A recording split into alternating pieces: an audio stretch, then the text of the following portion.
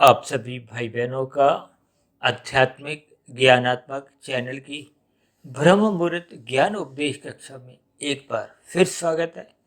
आज की चर्चा का प्रत्यक्ष रूप से तो देखिए कोई विशेष विषय नहीं है, लेकिन अक्सर हमारी चर्चाओं में ये शब्द, अर्थ और भावार्थ, इस पर बहुत चर्चा, एक प्रवाह में हम बोलते रहते हैं।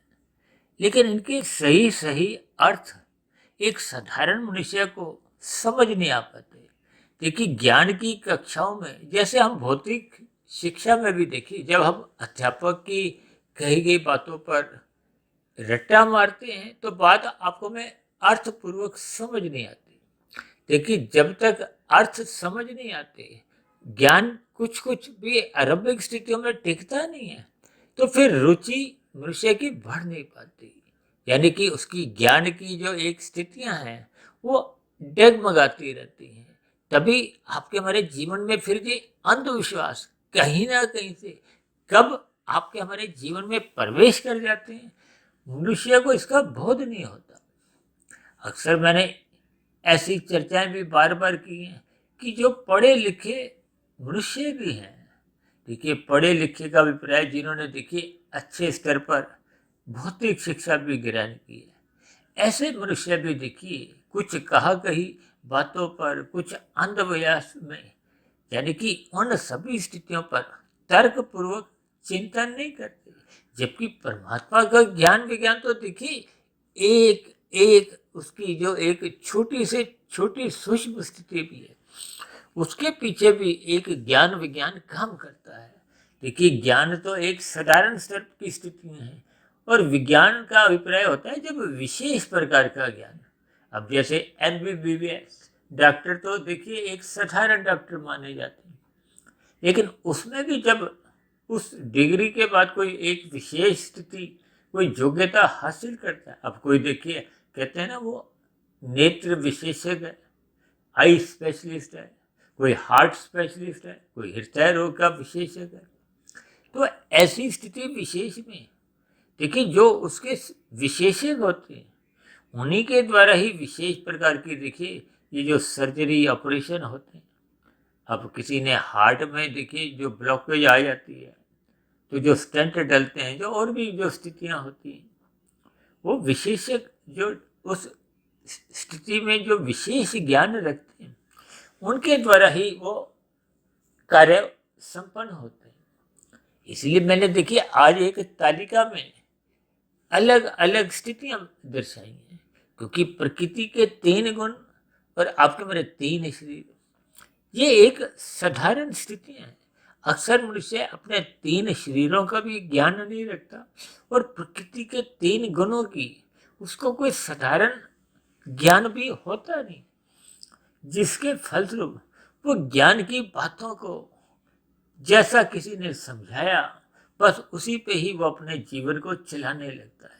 यानी कि उन सभी स्थितियों पर वो कोई तर्कपूर्वक विचार नहीं करता।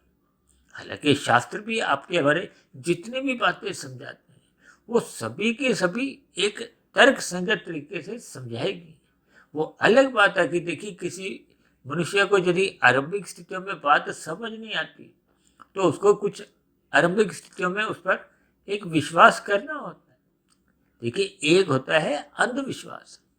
अंधविश्वास में देखिए हम अपने आप की जो एक साधारण बुद्धि की स्थिति है उस पर हम अंधे हो जाते हैं, तभी तो कहते हैं ना अंधविश्वास। विश्वास है, अंधे हो गए, तो फिर ऐसी स्थितियों में देखिए जैसे आपके हमारे जीवन की गाड़ी है और यही हम गाड़ी जब अपने यातायात में चलाते हैं तो हम आंखें बंद करके नहीं चलाते, यानी जो हम गाड़ी चलाते हैं वो आंखें खोल के ही चलाते हैं, ताकि आपको हमें कहाँ कैसे चलाना है, कहाँ रोकना है, ये सभी स्थितियों का फिर आपको में बोध होता है। और अक्सर आपने देखा होगा जब कोई धुंध की स्थितियां होती हैं तो हम गाड़ी धीरे धीरे चलाते हैं, फिर हम भगाते नहीं, क्योंकि आपको में अधिक दूरी का नजर नहीं आता। ये सभी स्थितियां अक्सर हम देखिए सात्विक मनुष्य को एक प्रकाश से जोड़ते हैं, ज्ञान की स्थिति से जोड़ देते हैं, जबकि राशि विषय का बुद्धि के स्तर को हम थोड़ा धुंधली स्थिति से जोड़ते हैं, क्योंकि राशि विषय को देखिए अपने सुख ही नजर आते हैं, दूसरों के सुख को कोई विशेष नजर नहीं आते। अपने सुख नजर आएंगे या अपने परिवार के सुख नजर आएंगे, जिसके फलस्वरूप एक राशि विषय अपने कर्तव्य कर्मों को ईमानदारी से निभा नहीं पाता। अक्सर ऐसी बातें एक साधारण मनुष्य देखिए स्वीकार नहीं करता, क्योंकि सभी मनुष्य ऐसा ही मानते हैं कि मैं अपने कर्तव्य कर्मों का पालन कर रहा हूँ, लेकिन दूसरा अपने कर्तव्य कर्मों का पालन नहीं करता। देखिए, हम जब अपने कर्तव्य कर्मों का पालन करना आरंभ कर देते हैं तो हम दूसरों के अधिकारों की भी रक्षा करते हैं। अक्सर मैं बार बार देखिए धर्म को लाल बत्ती पे रुकने से और हरी बत्ती पे चलने से जोड़ के एक साधारण शब्दों में अपनी व्याख्या को एक दिशा देता हूँ। इसीलिए तो आज हमने देखी ये जो मनुष्य की आज 4 अलग अलग स्थितियां दर्शाई हैं। देखिए 3 स्थितियां तो गुणों के अनुसार ही हैं, तमोगुण, रजोगुण और सतोगुण की। और जब मनुष्य परमात्मा को पाने का एक लक्ष्य बना लेता है तो परमात्मा तो देखिए विशुद्ध सत्वगुणी से, ये जो 3 गुण है ये तो माया के हैं, ये जड़ स्थिति है। वो अलग बात है कि देखिए तमोगुण से अच्छा गुण रजोगुण है, रजोगुण से अच्छा गुण सतोगुण है। लेकिन जब हम विशुद्ध सत्वगुण यानी कि परमात्मा की बात करते हैं तो परमात्मा तो देखिए एक चेतन स्वरूप सत्ता है। जैसे आत्मा को तकनीकी रूप से देखिए ज्ञान स्वरूप कहा गया है, परमात्मा को देखिए तकनीकी रूप से ही आनंद स्वरूप कहा गया। आत्मा कभी भी, चाहे हम मोक्ष काल में भी चले जाए, आध्यात्मिक शरीर की प्राप्ति करते, यानी कि ये जन्म मरण के बंधन से जब हम मुक्ति भी पा जाते हैं तब भी हम परमात्मा के बराबर आनंद तो पाते हैं, लेकिन हम तकनीकी रूप से देखिए आनंद स्वरूप बन नहीं जाते।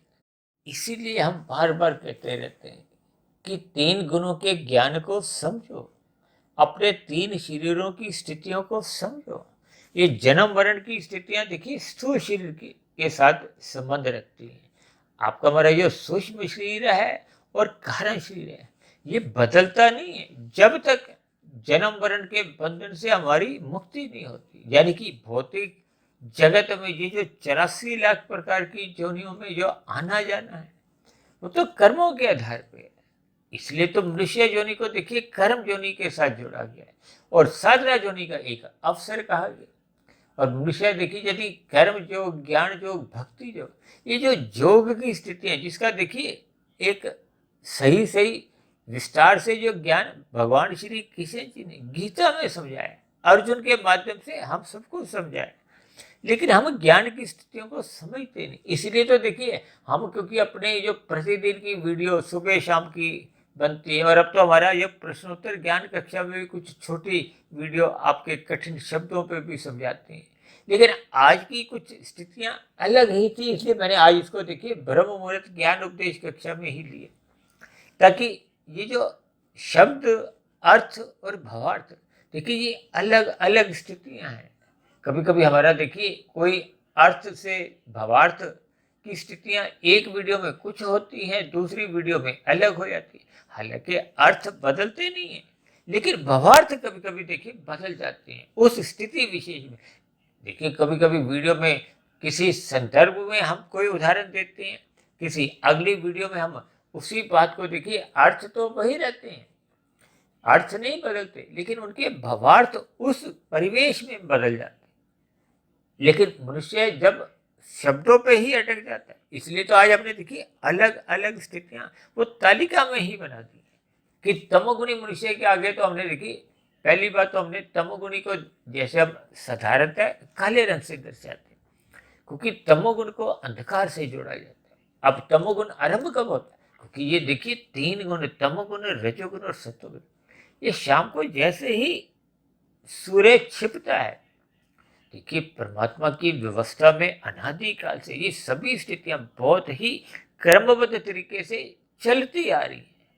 शास्त्रों में तो कहा गया ये किसी ने बनाया नहीं, ये एक अनादिकाल से। देखिए शास्त्रों में कहा गया प्रवाह से, प्रवाह का मतलब देखिए कोई उसकी तिथि नहीं है कि इस सन से वो बना था या इस तारीख से बना था, इस समय से बना था, वो एक प्रवाह में चलती आ रही है चीज। इसीलिए तो एक शब्द अक्सर हमारी चर्चा में बोला जाता है ना, सच्चिदानंद। सत्य शब्द प्रकृति के 3 गुणों के लिए आता है, जबकि उन 3 गुणों से जो 23 तत्वों का विस्तार होता है। अभी कुछ महीने पहले हमने एक बहुत बड़ी वीडियो बनाई थी सृष्टि चक्र के ऊपर, यानी कि ये सृष्टि का आरंभ, यानी कि वो सृजन की स्थिति, फिर ये जो सामान्य स्थितियां जिसमें ये 4 युगों का एक लंबा कार्यकाल होता है, और उसके बाद की ये एक प्रलय की स्थितियां, तो उसमें हमने विस्तार से इस पर चर्चा की थी। हालांकि देखिए ये जो 23 तत्वों का विस्तार है, क्योंकि ब्रह्मांड को देखिए 24 तत्वों का कहा गया है, इसमें 23 तत्वों का ये एक परिवार है, विस्तार है, ये अनित्य कहा गया। कभी कभी आपने ऐसा शब्द सुने होंगे ना, ब्रह्म सत्यम जगत मिथ्या।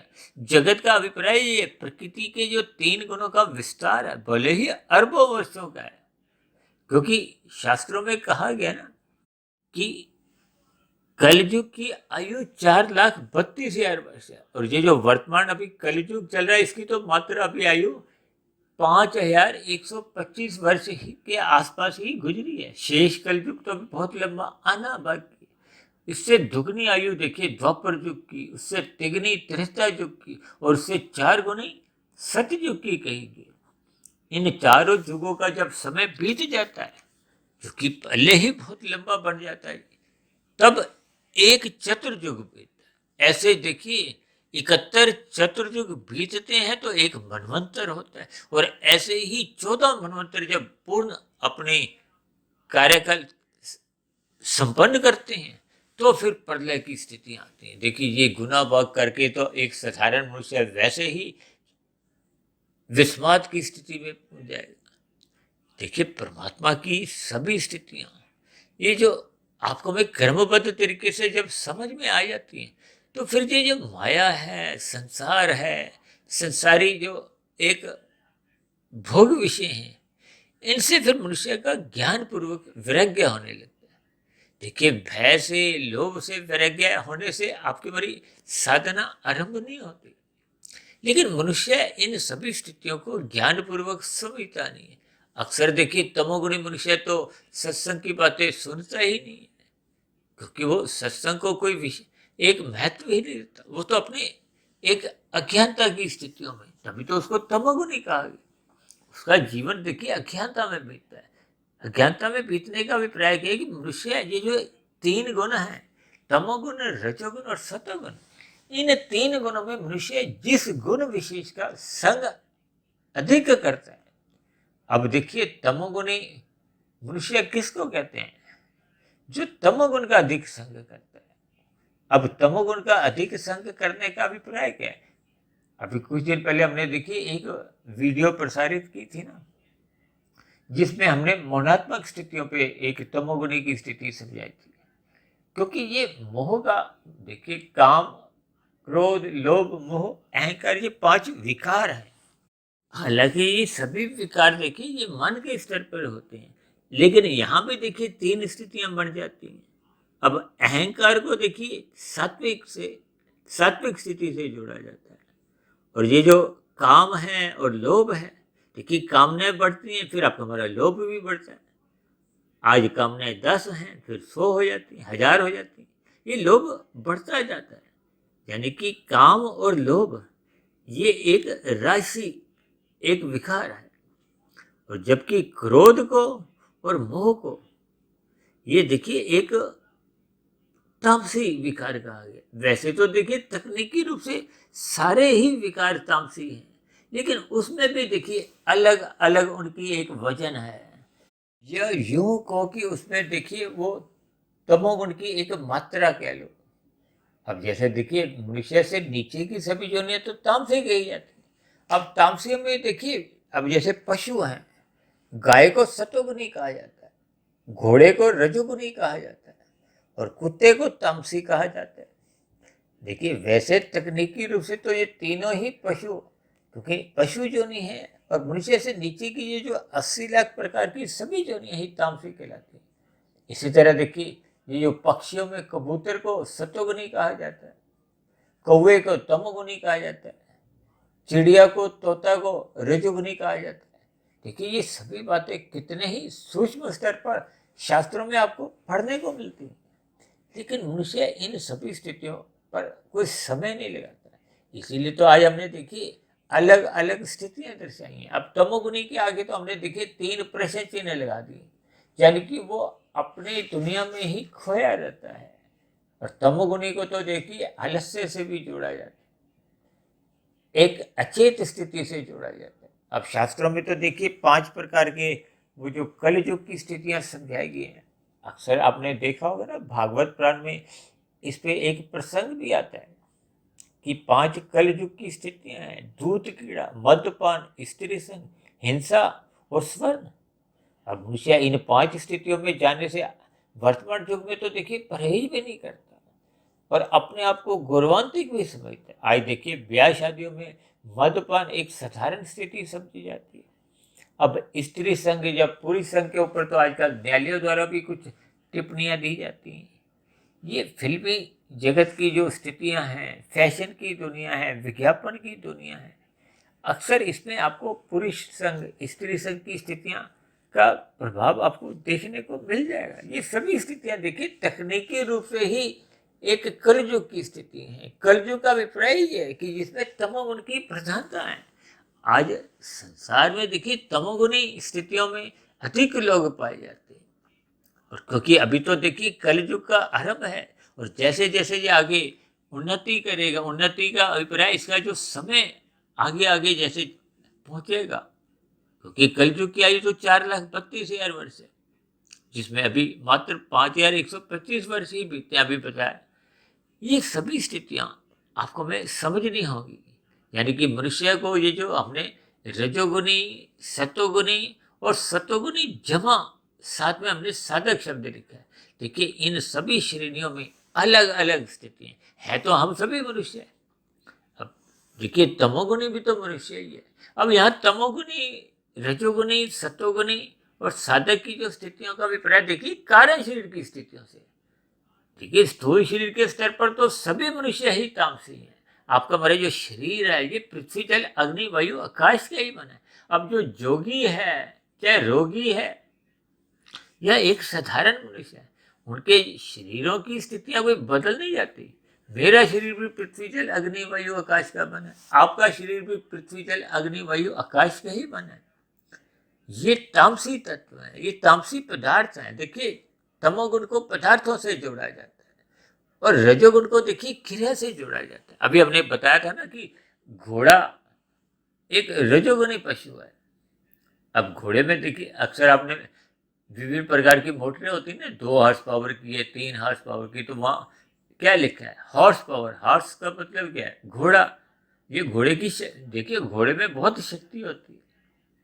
ये सभी स्थितियां आपको जब ज्ञान पूर्वक समझ में आने लगेगी। अक्सर हम कहते हैं ना कि पदार्थों से अधिक महत्व किसको देना है? क्रिया को देना है। अब पदार्थ क्या है? सारे के सारे देखिए पदार्थ तामसी हैं। और ये जो आपके हमारे 5 भोगी विषय हैं, गंध, रस, रूप, स्पर्श और शब्द, ये भी देखिए तामसी हैं। इन्हीं भोग विषयों के कारण ही तो आपके हमारा स्थूल शरीर का निर्माण होता है। इसलिए इनको सूक्ष्म भूत भी कहा जाता है। शास्त्रों में इनको तन्मात्रा भी कहा गया, इनको भोग विषय भी कहा गया। इन सभी स्थितियों के कारण ही तो देखिए आपके हमारे स्थूल शरीर का उन भोग विषयों के प्रति कामाधिक एक लोलुपता बनी रहती है। इसको शास्त्रों में भी देखिए स्वीकार किया गया, इसलिए इसको एक इंद्रिय दोष के नाम से स्वीकार किया गया। इसलिए तो मनुष्य के लिए ये सत्संग करना अनिवार्य है। यदि मनुष्य सत्संग नहीं करता तो उसका धर्म का मर्यादाएं ये छूटने लगती हैं, सतोगुण की लगाम कमजोर होने लगती है। जब लगाम कमजोर होती है तो फिर ये घोड़े मनमानी करते हैं, यानी कि 5 भोग विषय फिर मनमानी करते हैं। उसी को मैं कभी कभी कहता हूँ ना, ये अवारागर्दी करते हैं। अब मनुष्य यदि अवारागर्दी करेगा तो उसमें तामसी वृत्तियां जागने लगती हैं। शास्त्र तो कहते हैं कि यदि मनुष्य सत्संग नहीं करता तो उसमें पशु वृत्तियां नाचने लगती हैं। मानवता, नैतिकता, इंसानियत ये अपने आप समाप्त होने लगती है। अक्सर आप समाज में कुछ ऐसे ही शब्द सुनोगे। ये सभी स्थितियां आपके हमारे जीवन में जब बनना आरंभ होती है तो इसका अभिप्राय क्या है कि उसमें तमोगुण की प्रधानता है। देखिए, जब मनुष्य नीचे की योनियों से उन्नति करता करता मनुष्य योनि पाने की अपनी एक योग्यता बना लेता है, पात्रता बना लेता है। अब ऐसी स्थिति विशेष, अब उदाहरण के लिए देखिए, मनुष्य योनि तो तभी मिलती है जब संचित कर्मों में पुण्य कर्मों की कम से कम 50-51% की स्थिति होती है, अन्यथा मनुष्य योनि नहीं मिलती। और यदि किसी के पुण्य कर्म 20% है, पाप कर्म 80% है, ये स्थितियां देखिए मरते समय की स्थितियां होती हैं।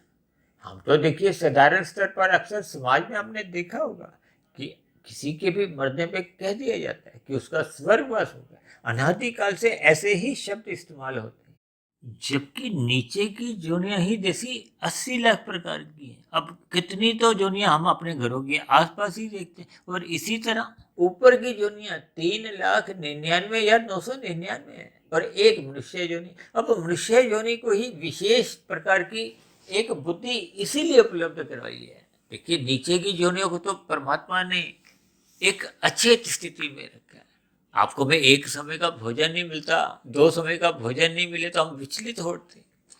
लेकिन नीचे की योनियों के पशुओं को, पक्षियों को, इनका कोई निश्चित ठिकाना नहीं कि इनको नाश्ता मिला तो लंच मिलेगा, डिनर मिलेगा। यानी कि ये सभी स्थितियां हम और आप मनुष्यों को देखिए उपलब्ध है। फिर भी साधारण परिस्थितियों में मनुष्य परमात्मा का कोई शुक्राना नहीं करता। देखिए, ये सभी स्थितियां बहुत ही व्यवहारिक हैं। इन सभी स्थितियों को आपको हमें समझना होगा।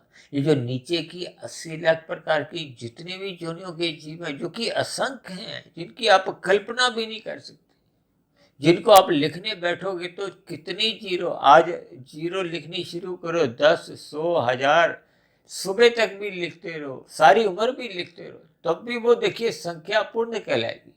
इतने जीव है। एक पार्क में ही देखिए कितने ही तरह के वनस्पति हैं, कीड़े मकोड़े हैं, कीट पतंगे हैं, पक्षी हैं, पशु हैं। ये सभी स्थितियां जब मनुष्य इन पर चिंतन करता है तो क्रमबद्ध तरीके से फिर परमात्मा की विशालता का कहो, प्रकृति की स्थितियों का आपको हमें बोध होने लगता है। यानी इन योनियों में जितने भी जीव हैं, ये भी कभी ना कभी किसी ना किसी युग में आपके हमारे समान मनुष्य योनि में ही थे। इसलिए मनुष्य योनि के महत्व को आपको हमें समझना होगा।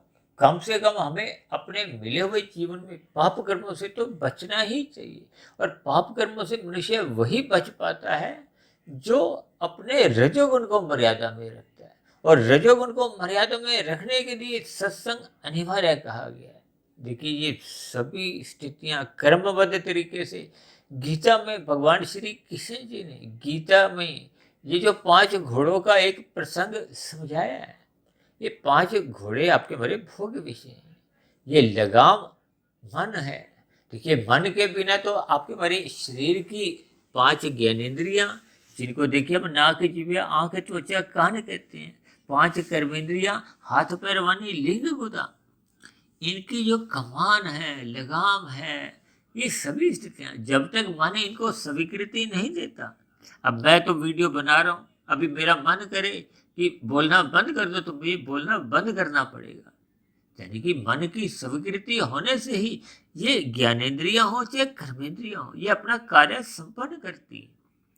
और लेकिन मन भी अपने आप में देखिए कोई स्वतंत्र नहीं है। मन के ऊपर भी एक तत्व क्या है? बुद्धि।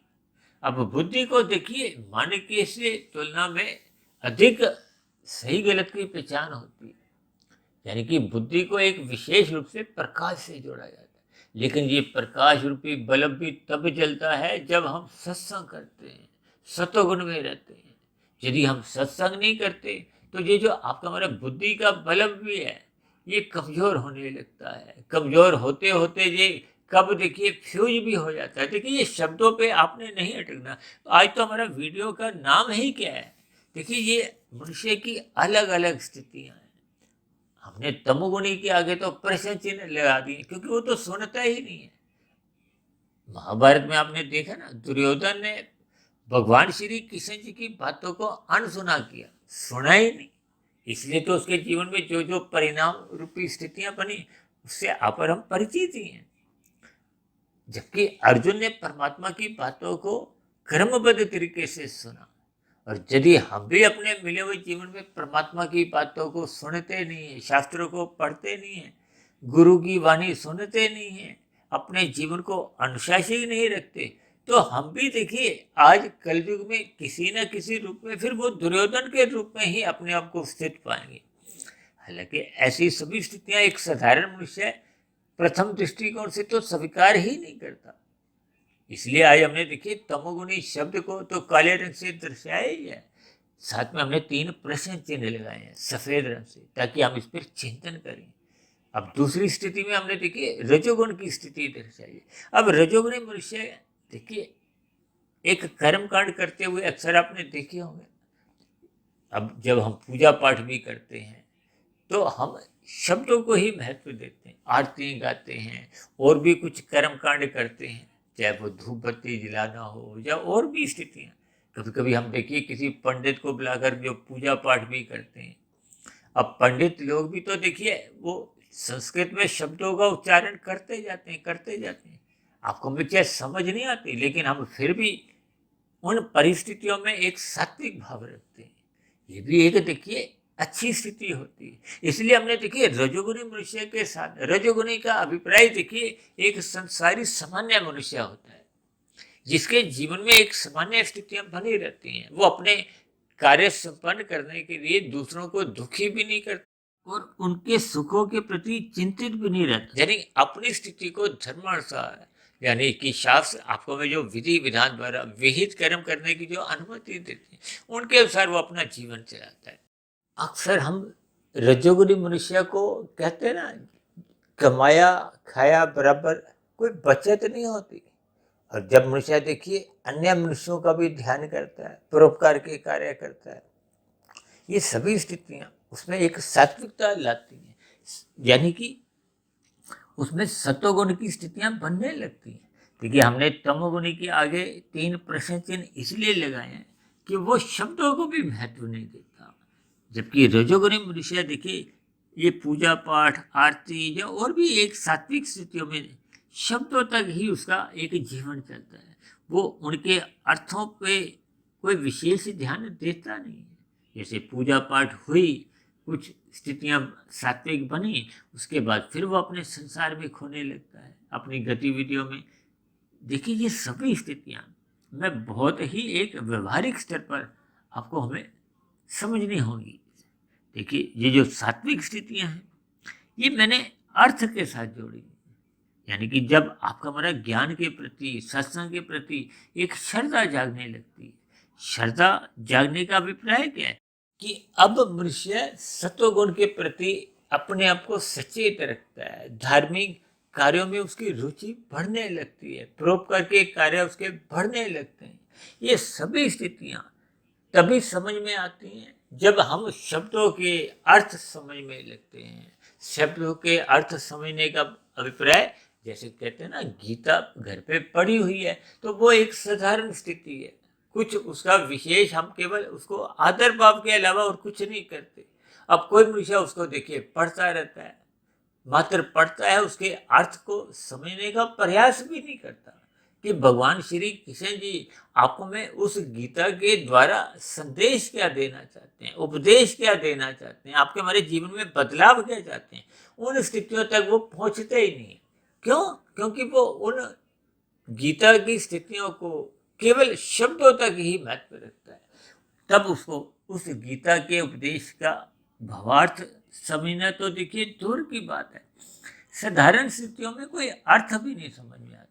यानी कि ऐसे राशि मनुष्यों को केवल एक शब्दों तक ही स्थिति बनी रहती है। जब हमें अर्थ समझ में आने लगते हैं तो आपके हमारी दिनचर्या में एक सात्विकता आने लगती है, आपका हमारा रजोगुण मर्यादित रहता है। जब देखिए मनुष्य का रजोगुण मर्यादा में आने लगता है तो समझ लो उसका तमोगुण में गिरने का तो प्रश्न ही नहीं उठता। देखिए तमोगुण में मनुष्य कब गिरता है? जब एक साधारण मनुष्य का रजोगुण बिगड़ने लगता है, काम इच्छाएं बढ़ने लगती हैं, तो फिर आरंभिक स्तर पे देखिए वो रजोगुणी मनुष्य बीच बीच में गलतियां करता है, पाप कर्म भी करता रहता है। देखिए रजोगुण और तमोगुण को अक्सर मैं अपनी चर्चाओं में एक पड़ोसी शब्द से जोड़ता हूँ। क्योंकि तमोगुण 1 की स्थिति है, रजोगुण 10 की और सत्वगुण 100 की। ये 10 से 100 पर ले जाने के लिए विभिन्न प्रकार के कर्म कांड रचेगी। ये कथा, कहानियां, व्रत, त्योहार, देखिए ये जितने भी व्रत आते हैं, अब जो नवरात्रि की स्थितियां आती हैं, ये सभी स्थितियां आप में हमारे सात्विक भाव जगाती हैं, ताकि हम उस दिशा की ओर चलें। मनुष्य चलता है अल्पकाल के लिए, फिर अपने संसार में लौट आता है। अक्सर मैं अपनी चर्चाओं में कहता हूँ कि सत्वगुण में मनुष्य एक मेहमान बन के ही जाता है, वहां हाथ लगा के फिर कुछ औपचारिकता करता हुआ पुनः अपने संसार में रजोगुण में लौट आता है, जिसके फलस्वरूप उसके जीवन में आध्यात्मिक उन्नति के दरवाजे खुलते ही नहीं। ये आध्यात्मिक उन्नति के दरवाजे खुलने का अभिप्राय कारण शरीर में जब तक शुभ संस्कार बनना आरंभ नहीं होते। देखिए जब तक शुभ संस्कार बनते नहीं है तो फिर पहले के जो बुरे संस्कार बने हुए हैं वो अपना कार्य करते रहते हैं, मन बुद्धि में बुरे फुरने आते रहते हैं, जिसके अनुसार आपके हमारे स्थूल शरीर के स्तर पर ज्ञानेंद्रियां भोग विषयों में लिप्त रहती है और कर्मेंद्रियां उन भोग विषयों की उपलब्धता करवाने के लिए कर्मेंद्रियों को दिशा निर्देश देते हैं। बस यूं ही मनुष्य का जीवन बीतता जाता है। इन सभी स्थितियों को आपको हमें ज्ञान पूर्वक समझना होगा। इसलिए हमने देखिए सत्वगुणी से अगली स्थिति क्या दर्शाई है, सत्वगुणी के साथ हमने जमा शब्द लिखा दिया, यानी कि जब मनुष्य सत्वगुण में जाता है फिर वो सत्वगुण में अपनी एक मजबूती लाता है।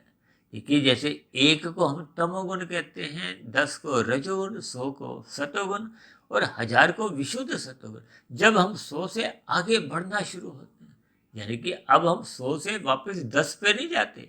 जैसे मनुष्य सत्वगुण में जाता है फिर वापस 10 में आ जाता है, जब 10 में आ जाता है तो 1 उसके करीब होता है। इसलिए तामसी राजसी स्थितियां ये एक पड़ोसी भी कहा जाता है, क्योंकि 1 और 10, क्योंकि 1 कहते हैं ना पड़ोसी, कोई मकान नंबर 1 है, किसी का मकान नंबर 10 है, तो बीच में अंतर कितने, 8 मकानों का। या यूं को कि एक ही गली में, जैसे हम देखिए किसी मकान में रहते हैं, जैसे जैसे हम उस मकान में आपका हमारा समय बीतता है तो फिर आसपास के जितने भी पड़ोसी होते हैं उनसे देखिए अभी दूर दूर से हाय हेलो होती है, दुआ सलाम होती है, लेकिन धीरे धीरे जैसे जैसे हम एक गहरे तल पे अपने मकान में पुराने हो जाते हैं तो फिर पड़ोसियों के घर में आना जाना आरंभ हो जाता है। देखिए इनके बफार्स को समझो। आज तो हमारा विषय ही देखिए शब्द, अर्थ और भावार्थ की स्थिति है। देखिए शब्द को आप 1% का सफलता समझो, अर्थ समझ में आ गए हैं तो 10% की सफलता है, और जब हम अर्थों के अलग अलग स्थितियों में भावार्थ समझने की आपके हमारी एक योग्यता भद्रता बन जाती है तो समझो आपकी 100% की सफलता है। अक्सर मैं कहता हूँ ना, स्थूल शरीर के स्तर पर 1% की सफलता है, मन बुद्धि के स्तर पर यानी कि सूक्ष्म शरीर के स्तर पर 10% की सफलता है। और जब हम कारण शरीर में शुभ संस्कार बनाने में सफल हो जाते हैं तो ये कारण शरीर की 100% की सफलता है, क्योंकि कारण शरीर जैसा जैसा बनता है वैसा वैसा प्रभाव कहो, परछाई कहो, वो आत्मा पे पड़ती है, और आत्मा जैसे ही अपने मूल स्वरूप में जितने जितने अनुपात में आ जाती है फिर उतने उतने अनुपात में आत्मा और परमात्मा का तो देखिए पहले ही सजातीय संबंध है। जैसे आपके हमारे शरीर का देखिए भोगों से सजातीय संबंध है, क्योंकि हम उत्पन्न ही वहीं से हुए हैं। इन सभी स्थितियों को आपको हमें ज्ञान पूर्वक यानी कि इनके भावार्थ समझने होंगे। इसलिए हमने देखिए साधक शब्द साथ में लगाया है, क्योंकि अब उसने अपनी आध्यात्मिक उन्नति के दरवाजे खोलने आरंभ कर दिए हैं। वो आरंभिक स्थितियों में देखिए जो पहले सकाम भाव से परोपकार के कार्य कर रहा था, अब उसमें परोपकार के कार्य तो हो रहे हैं लेकिन अब सकामता समाप्त हो गई है, वो निष्काम भाव से कर्म करता है। ये निष्काम भाव से कर्म को ही भगवान श्री कृष्ण जी ने कर्म योग का नाम दिया, और कर्म योग से आगे चलते चलते चलते चलते फिर क्या स्थिति आती है, ज्ञान योग की। फिर ज्ञान योग में जितना मनुष्य परिपक्व होता जाता है तो फिर भक्ति योग की स्थिति आती है, और भक्ति तो अपने आप में ही देखिए योग है। तो ये समझ लो आप भक्ति योग महायोग की स्थिति है। ये सभी स्थितियां, या यूं को कि जैसे गाड़ी में देखिए हम गियर बदलते हैं ना, पहले गियर में हल्की गति होती है, अब पहले गियर पे गाड़ी को हम कोई भगा नहीं सकते।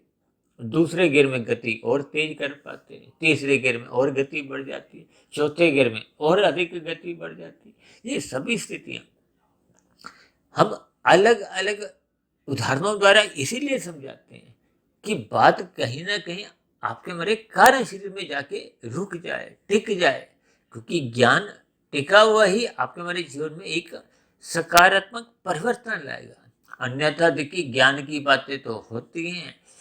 अब राशि मनुष्य देखिए एक कान से सुनता है, कुछ समय तक रखता है, फिर उस पर चिंतन शोध नहीं करता, तो फिर वो सुना हुआ ज्ञान कुछ दिन में वो एक समाप्त हो जाता है। या यूं को कि राशि मनुष्य एक कान से सुनता है, दूसरे कान से निकाल भी देता है, जबकि सात्विक मनुष्य एक कान से सुनता है, निकालता नहीं है, अपने हृदय में रखता है, उस पर चिंतन करता है, विचार करता है। ये सभी स्थितियां अलग अलग स्वभाव के लोगों में पाई जाती है। इसलिए तो बार बार कहा जाता है कि तमोगुणी से रजोगुणी अच्छा है, रजोगुणी से अच्छा सतोगुणी है। इसके पीछे भी देखिए शास्त्रों में तर्क दिया गया है कि यदि हम प्रकृति के सुखों को भोगना चाहते हैं तो उसके लिए आप श्रम करो, पुरुषार्थ करो, कृत्य करो, मेहनत करो, छीनो नहीं।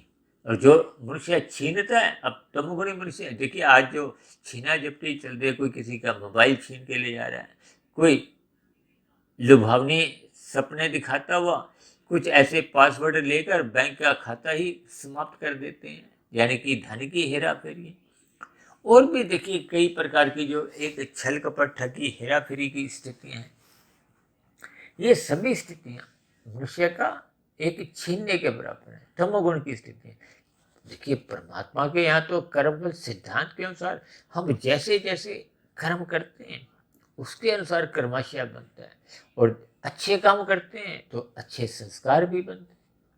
यदि हम बुरे काम करते हैं, अब अभी मैंने बताया था ना, अब किसी के देखिए मरते समय पुण्य कर्म 20%। देखिए पुण्य कर्मों का भी प्राय होता है राशि और सात्विक। राशि पुण्य कर्म तो देखिए लगभग 0 के बराबर ही होते हैं। खाया पिया अभी हमने बताया ना बराबर, परोपकार के कार्यों में क्योंकि हम निवेश करते हैं। यानी सात्विक पुण्य कर्म जो हम करते हैं उसमें फल पाने की इच्छा बनी रहती, तभी तो वो देखिए एक से रजोगुण से तो अच्छे पुण्य कर्म है, लेकिन वो संसार के ही सुख देते हैं। अब कभी कभी आप देखोगे ना, कोई किसी मनुष्य का जन्म देखिए फुटपाथ पे हुआ, किसी का महलों में हुआ, उद्योगपति के यहाँ हुआ। अब उद्योगपति के यहाँ उसका जो जन्म है वहाँ पहले से ही सभी प्रकार के सुख उपलब्ध हैं। कहते हैं ना वो अपने एक बहुत ही भाग्य लेके आए, वो पहले के अच्छे कर्म हो चुके थे, वो दान पुण्य के कोई भी स्थितियां देखी। इस पर भी हमने एक बार बहुत बड़ी एक वीडियो बनाई थी जिसका नाम था मेरे हिसाब से दान की स्थितियों के ऊपर।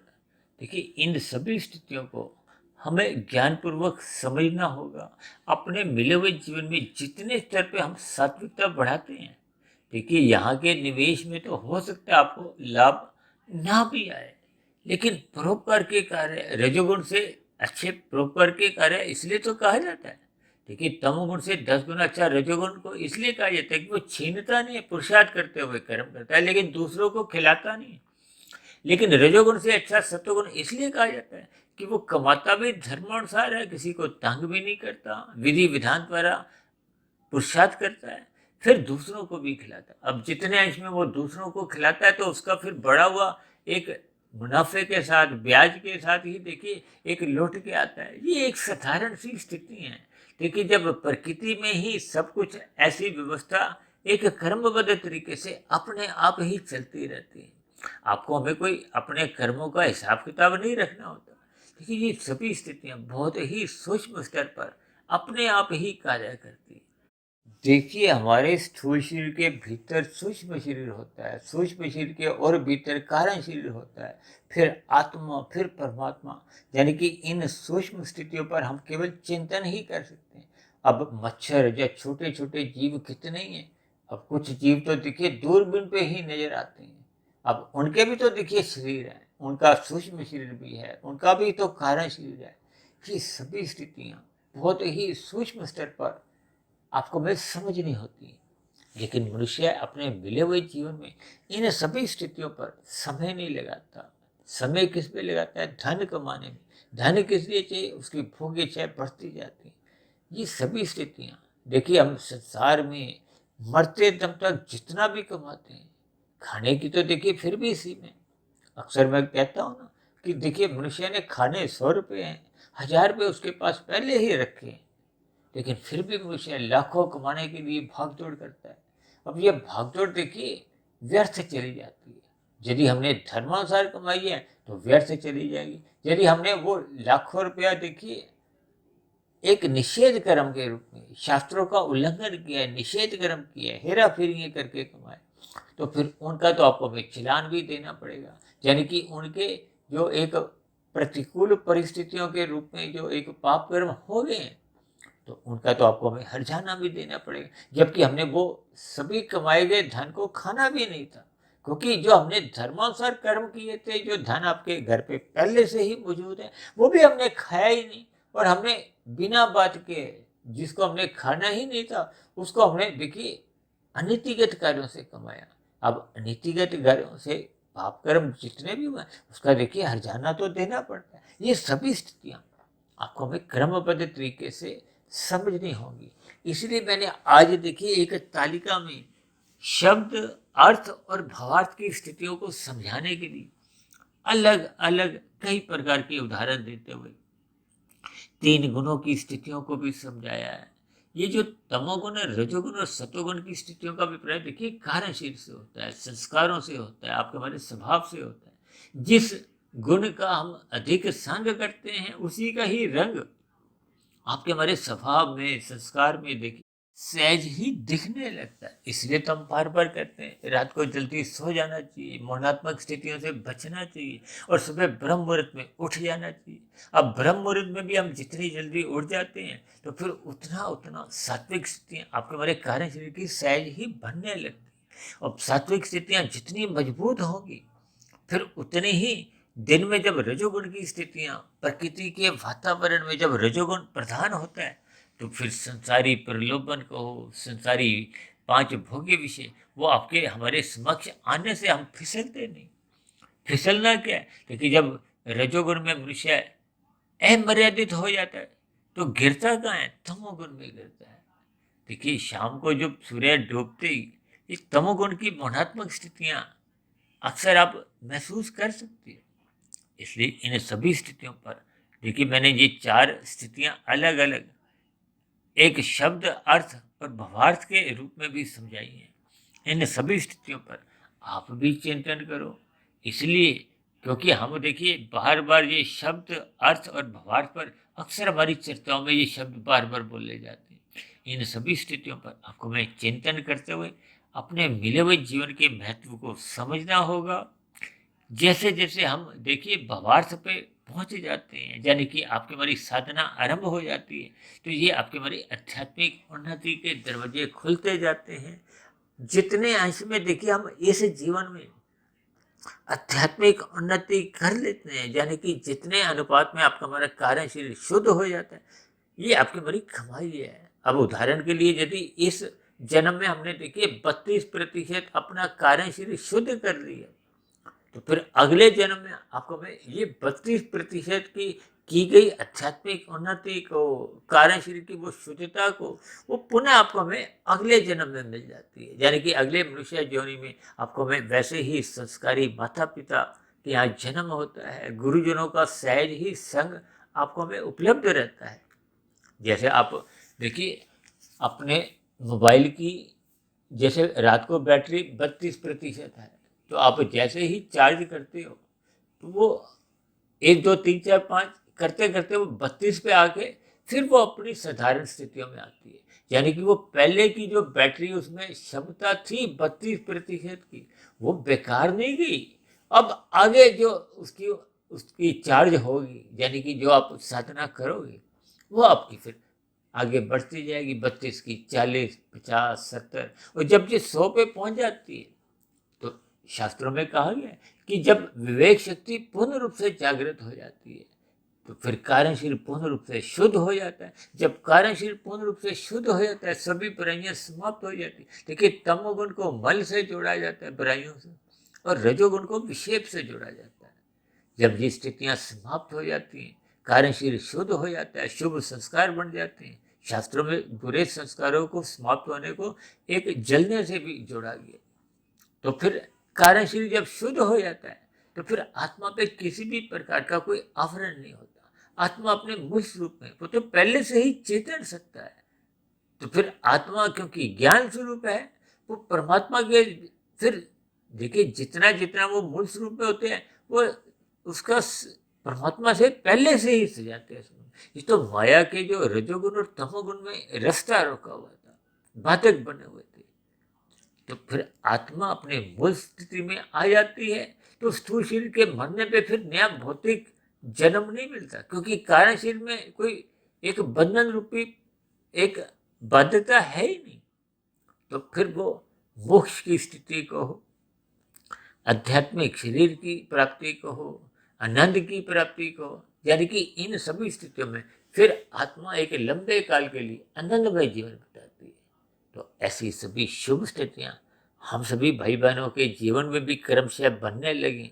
हालांकि आज हमारा विषय देखिए केवल ये शब्द अर्थ और भावार्थ के ऊपर ही था, लेकिन फिर भी मैंने देखिए 3 गुणों की स्थितियों को, आपके हमारे 3 शरीरों को और सामान्य स्थितियों में शास्त्रों की जैसी जैसी कुछ बातें उससे संबंधित थी उन पर मैंने प्रकाश डालने का एक प्रयास किया। हो सकता है मेरे समझाने में भी देखिए कुछ कमी रह जाती है, क्योंकि मैं भी देखिए मायाबद्ध ही हूँ। ये तो अलग बात है, देखिए ब्रह्म मुहूर्त में इन सभी स्थितियों पर परमात्मा का एक विशेष आशीर्वाद सहज ही बना रहता है।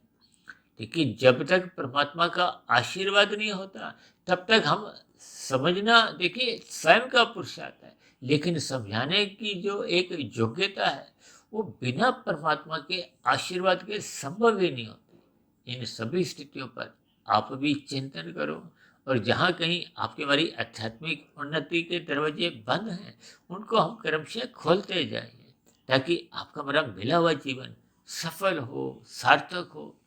तो ऐसी सभी शुभ स्थितियां हम सभी भाई बहनों के जीवन में बनना आरंभ हो।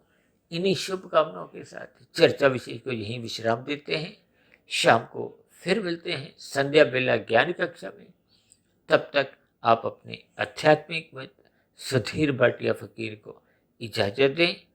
फिर भी वीडियो संबंधित आपके मन में अभी कोई प्रश्न उठ रहे हो तो आपके प्रश्नों का, आपके सुझावों का, और यदि मेरी कही गई बातों पर आपको किसी प्रकार की कोई आपत्ति हो, शिकायत हो, आपके मतभेद हो, इन सभी स्थितियों का भी नीचे दिए गए कमेंट बॉक्स पर सदा ही स्वागत है। और आपके प्रश्नों का भी देखिए, वो जो प्रश्नोत्तर ज्ञान कक्षा हमने आरंभ की है उसमें भी आपके प्रश्नों का सदा ही स्वागत है। चर्चा विशेष को अब यही विश्राम देते हैं। आप सभी भाई बहनों का इस चर्चा विशेष को ध्यानपूर्वक सुनने के लिए बहुत बहुत धन्यवाद।